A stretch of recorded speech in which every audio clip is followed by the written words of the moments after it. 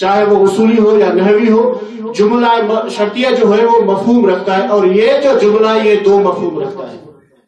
ایک یہ کہ کائنات نہیں، یعنی محمد مصطفیٰ نہیں تھے، کائنات نہیں تھی، ایک مفہوم یہ۔ دوسرا مفہوم یہ ہے کہ اگر محمد مصطفیٰ نہیں ہوں گے تو کائنات نہیں ہوگی۔ توجہ ہے میری طرف، یعنی اس کائنات کو وجود آنے میں بھی ایک محمد کی ضرورت ہے، اس کائنات کو باقی رہنے میں بھی ایک محمد کی ضرورت ہے، یعنی ایک ایسا محمد ہو جو علت محدثہ بنے کائنات کے لیے، اور ایک دوسرا ایسا محمد ہو جو علت بقا بنے اس کائنات کے لیے۔ فرق ان دونوں میں یہ ہے کہ پہلا محمد علت المحدثہ بن کے آئے جو کائنات وجود میں آئی، اور دوسرا محمد علت بقا ہے اور غیبت میں ہے، اور یہ کائنات بھی باقی ہے، علت مفقیہ بن کے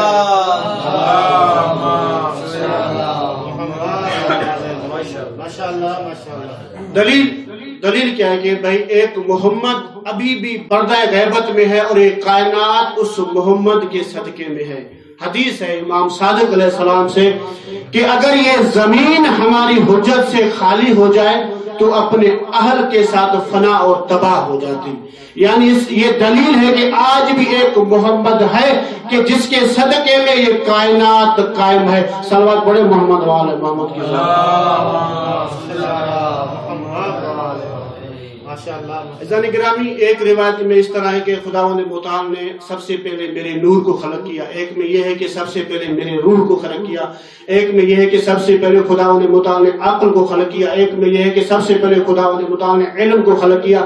اتنی کافی حدیثیں ہمیں ملتی ہیں کہ جن میں مختلف الفاظ جو ہیں وہ بتائے گئے ہیں کہ اول خلقت یہ ہے، اول خلقت علم ہے، اول خلقت لوح محفوظ ہے، اول خلقت نور محمدی ہے۔ تو ایسے تو نہیں ہو سکتا کہ 8 یا 9 یا 10 یا 12 چیزیں جن کے بارے میں یہ کہا گیا ہے کہ خلقت اول ہے، اور 8 اور 10 یا 12 چیزیں ہی خلقت اول ہو، ایسے تو نہیں ہو سکتا۔ ظاہر ان میں سے ایک چیز ایسی ہوگی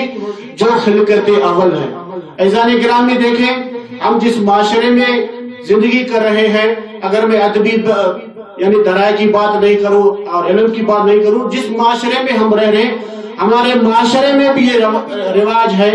کہ ایک شخص کے کئی نام ہوتے ہیں، ایک مسمى کے کئی اسماء ہوتے ہیں، ایک حقیقت کو مختلف عناوین کے ساتھ بولا جاتا ہے، اس کو کہا جاتا ہے۔ تو یہاں سے جو حدیث ہے کہ کسی حدیث میں ہے کہ سب سے پہلے علم کو خلق کیا، کسی میں عقل کو خلق کیا، کسی میں ہے کہ لوح محفوظ کو، کسی میں نور محمدی کو، کسی میں روح محمدی کو، تو ان سب سے مراد ایک حقیقت وہ ذات محمد ہے۔ یعنی کہیں پہ اگر عقل کا کہا گیا تو عقل کل محمد مصطفیٰ ہے، اگر کہیں پہ علم کا کہا گیا تو عالم الغیب محمد مصطفیٰ ہے، اور کہیں پہ روح کا کہا گیا تو روح روانی محمد مصطفیٰ ہے۔ یعنی یہ عناوین تو مختلف ہے، اسامی تو مختلف ہے، لیکن حقیقت ایک محمد مصطفیٰ ہے۔ اب اس حدیث کے ذریعے ہمیں وہ حدیث سمجھ میں آئے گی کہ جس میں مولا کائنات فرماتے ہیں کہ لِأَنَّ اولنا محمد، کہ ہمارا پہلا بھی محمد ہے، وَأَوْسَطُنَا محمد، اور ہمارا درمیان والا بھی محمد ہے، وَآخِرُنَا محمد، اور ہمارا آخری بھی محمد ہے، وَكُلُّنَا محمد، اور ہم سب کے سب محمد ہیں، کیونکہ ان سب کی حقیقت ایک ہے، فقط نام جدا ہے۔ میں کہتا ہوں اگر آپ نے رحمت خدا کو دیکھنا ہو تو محمد مصطفیٰ میں دیکھیں، اگر آپ نے شجاعت دیکھنی ہے تو آپ علی کی ذات میں دیکھیں، اگر آپ نے کرامت دیکھنی ہے تو ذات حسن مصطفیٰ میں دیکھیں، اگر آپ نے شہادت دیکھنی ہے تو ذات امام حسین میں دیکھیں، اگر آپ نے عبادت دیکھنی ہے تو ذات امام سجاد میں دیکھیں، اور اگر آپ نے علم کو دیکھنا ہے تو ذات محمد باقر میں دیکھیں، اگر آپ نے صداقت مدرس اور معلمی کو دیکھنا ہے تو ذات جعفر صادق میں دیکھیں، اگر آپ نے